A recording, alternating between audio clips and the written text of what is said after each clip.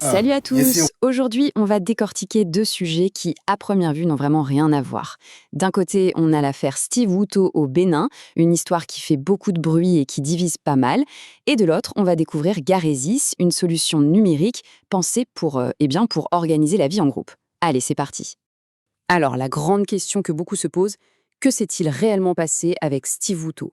Pour y voir un peu plus clair, il va falloir essayer de démêler le vrai du faux, en se basant sur les infos qui circulent. On plonge donc tout de suite dans le premier volet, l'affaire Steve Wuto. Pour bien saisir pourquoi il y a autant de tensions, le mieux c'est de commencer par les faits, tels qu'ils ont été rapportés jusqu'à maintenant. Bon, le point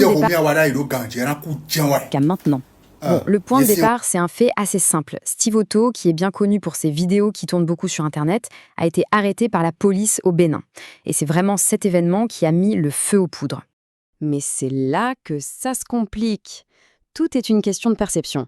D'après une source, ce qu'il faisait, ça avait dépassé le stade de la simple dénonciation pour devenir quelque chose d'inadmissible. On sent bien ici que la critique est très, très forte et qu'elle vise plus la manière de faire que le fond. Et pour mettre les choses je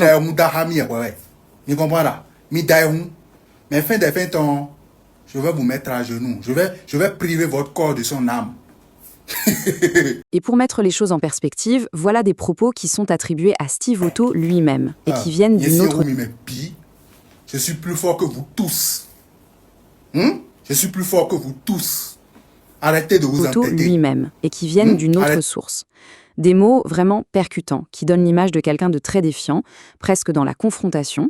On voit tout de suite que la tension entre les deux points de vue est énorme. Et ce n'est pas tout. Les sources qu'on a consultées parlent aussi d'autres éléments. Par exemple, il est question d'une accusation très directe de Steve Wuto envers une autre personne. Rachid,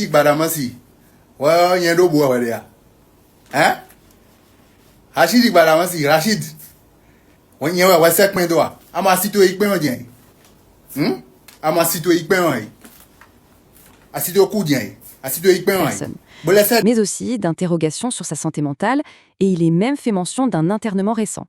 Attention, c'est hyper important de le préciser, ce sont des points qui sont soulevés dans les sources, ce ne sont pas des faits avérés.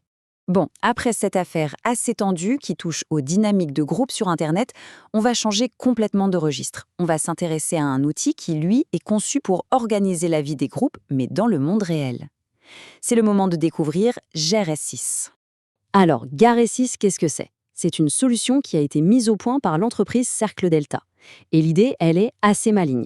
Il y a une interface pour ceux qui gèrent les groupes et une autre, beaucoup plus simple, pour les membres du groupe. Mais concrètement, ça sert à quoi?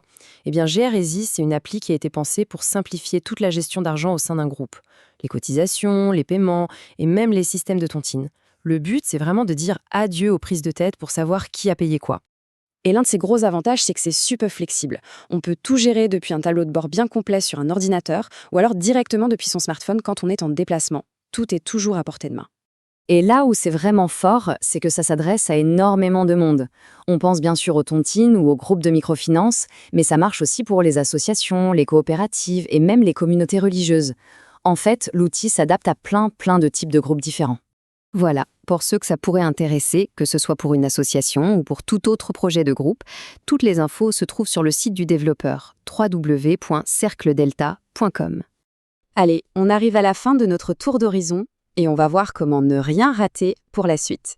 Et tiens, puisqu'on parle de communauté et de groupe, c'est l'occasion parfaite pour souhaiter la bienvenue à nos tout derniers abonnés. Alors un immense merci à Salcobi220, à Thibaut Franc et à Cyriac Kotoko. Ça fait super plaisir de vous voir rejoindre l'aventure. Finalement, ce que ces deux histoires nous montrent, chacune à sa manière, c'est à quel point les règles et une bonne organisation sont importantes dans un groupe. Que ce soit un groupe en ligne qui débatte de l'actualité ou un groupe bien réel qui gère de l'argent en commun. Les dynamiques de groupe, c'est toujours complexe et ça bouge tout le temps. Une chose est sûre, l'affaire Wuto, on n'a pas fini d'en entendre parler. Et de nouveaux outils comme Garesis, il y en aura d'autres qui vont changer nos habitudes.